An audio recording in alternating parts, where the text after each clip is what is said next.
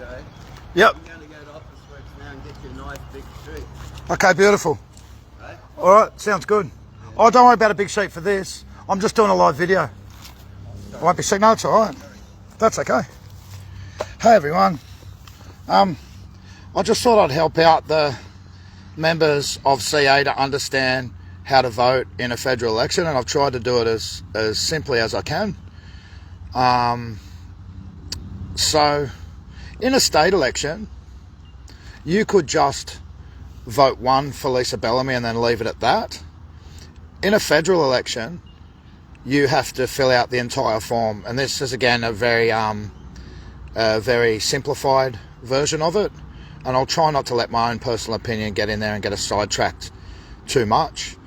Joanne Smith is a made-up name too, by the way, and I couldn't think of the Greens lady's name. There's no malice in that, although I'm not a fan of the Central Coast Greens. I am with some of the people personally, but they just don't do enough work for the environment on the Central Coast. So I don't know the lady's name because she seems nice too. I've seen a couple of videos and that with her in it, but she's just not been involved in anything that we've been involved in, and we're kind of involved in nearly everything when it comes to the environment. Coast Environmental Alliance, we're pretty active. No one could say we're not. Whether they love us or hate us, we're pretty bloody active. But I might start off by just saying that in order for your vote to count in a federal election, you need to fill out every single box. So in a state election, you wouldn't have to. Let me get a stick. I'll feel a bit more official.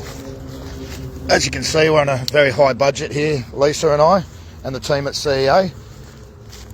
So we've got our little bit of cardboard that I just pinched off my dad. So this is how a how to vote card might look.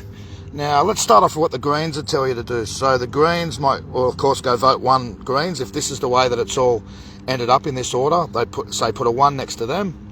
And then, of course, the Greens, being like the left wing of Labor, they're going to vote 2 Gordon Reid, although Gordon does not support protecting carrying sacred lands or anything. He just won't get back to us on that. And then, I don't know, they might put Lisa Bellamy as a bit of a suck-up, and hoping that she'll just put them because, you know, they've got a nice smile. But that's not how this whole thing works. We want action for the environment. That's why we're doing this, not to get our picture in the paper. Then they might put Joanne Smith, and then they put Lucy Wicks, Liberal, last. Okay, so if the Greens went, say the Greens went Greens 1, Lisa 2, another Independent 3, and Labor 4, and then Liberal 5, that's a vote for Labor, just so you know. That is a vote for Labor. The votes will flow to Labor if they do that. If the Greens, and they wouldn't do this, but if they put vote 1 Greens, 2 Lisa, 3 Joanne, 4 Liberal, 5 Labor, then that is a vote for Liberal. All right, and they will say, other parties will say, oh, it's only a suggestion, but they know how important preferences are, because it does influence votes. Let's say it only influences, say the Greens got 8 or 10% of the vote, and it only influenced half of their voters to vote the same way, and a lot are going to vote that way anyway. But let's say it really influenced, 4%, and the difference between the winner and the loser was only 1 or 2%, then the Greens' preferences are what's going to help Labor to get elected. Again, if people follow their how to vote card, you can choose your own preferences. You can do whatever you want as long as all the numbers are filled out. But if Lisa goes vote 1 Lisa Bellamy, okay, to make sense in a normal situation, but this isn't what we're doing. Vote 2 the Greens, 3 Labor, 4 Joanne, 5 Liberal, Lucy, Wixie. Then Lisa's probably not going to get as many votes as the Greens, unfortunately, although she does 20 times the work for the environment. So her 5% is going to bolster up the Greens, and they're going to get all of her second preferences, and then they're all going to flow over to Labor, if that makes sense.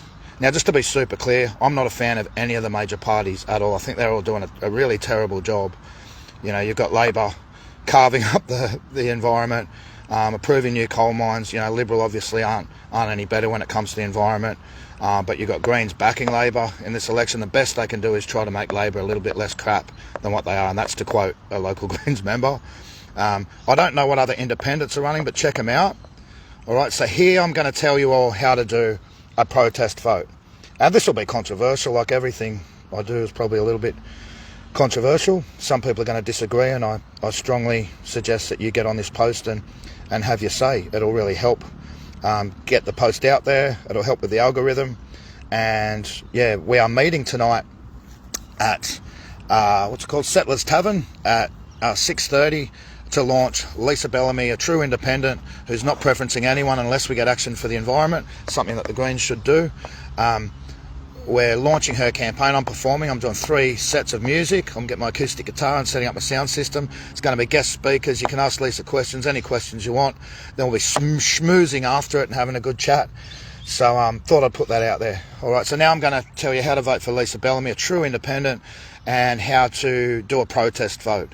So if you just go on there and draw a dick or something on your how to vote card, that's not going to help anyone or anything, although I wouldn't blame you for not wanting to vote at all. I'm really conflicted because, you know, it's like, and I don't mean this personally with Lucy Wicks or Gordon Reid, they're both actually nice people, but the difference between Labor and Liberal, it's like, when it comes to the environment, am I going to vote for this serial killer or that serial killer? That serial killer's maybe killed a few less people, so am I going to vote for them? Like, neither are showing true leadership as far as I'm concerned, and I really don't want to vote for any of them, so I'm really conflicted.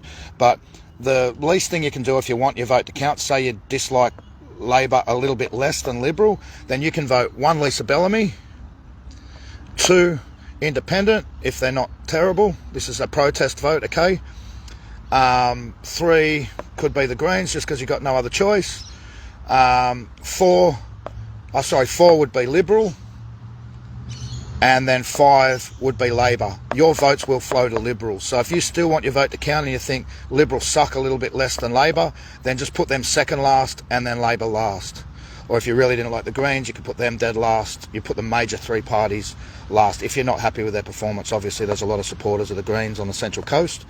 I think you really should get behind a true independent and a true environmentalist that fights for our local environment. I'm using this opportunity to, do my best for our local environment by getting behind Lisa and working alongside her. Let's say you wanted, so that's a protest vote. Let's say you wanted, of course we want Lisa to get elected, and you never know what could happen. It's an interesting and colourful world we're living in, isn't it, everybody? So if you wanted Labor to get elected before Liberal, but you wanted to do a protest vote, you wanted the major parties to look and say, oh, who did everyone vote for? Well, they voted for everyone else, including Joanne Smith, that they didn't know, the Greens, who you only see 5 minutes before an election and they disappear straight after the election when it comes to the environment on the Central Coast. So who am I going to vote for? They voted for everybody before they voted for us. So a protest vote for Labor would look like this. 1 Lisa Bellamy, okay, and this is still going to count for your major vote, just so you know. 2 independent, and then it's up to you. You could go Labor then, because it's definitely going to float to Labor, then Greens, then Liberal, or Labor, then Liberal, then Greens. Whoever you put first, essentially, before the other 2 major parties, they're going to get your main vote. So let's face it, it's either going to be Liberal or Labor in most areas. Okay, we don't have the reach to get it out there enough for Lisa. We're hoping something really special will happen and that it might get out there. But again, how to do a protest vote is putting everybody before the major parties, everyone. I hope that makes sense. So 1 Lisa Bellamy, a true independent that isn't preferencing the major parties, unlike the Greens and other groups will often basically just say, you know, our job is to try and make Labor a little bit less crap, which we've all got to have dreams and aspirations, and if they're willing to accept Labor just becoming lesser and lesser and lesser of the lesser of 2 evils, then so be it. You know, I think it's piss weak personally, excuse my French.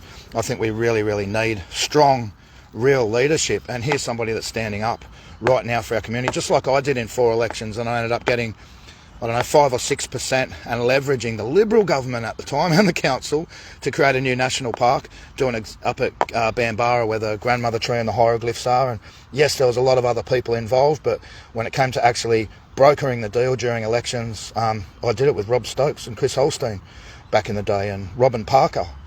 That's how it all happened. If anyone wants to challenge that, please do. So a protest vote is putting everybody before the major parties and putting the major parties last, putting the major party that you dislike less than the other, put them second last, and the party that you dislike the most dead last. and then you've got a vote that counts. So 1, 2, 3, 4, 5, or 1, 2, 3, 4, which would go to Labor, and then 5 Lucy Wicks. Okay, that'd be cutting out one of the parties by putting them dead last.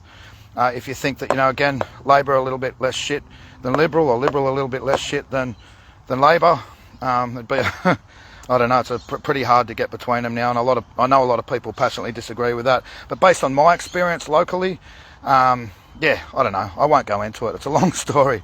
It really is. But I hope that made sense for everyone. Feel free to tag friends in this.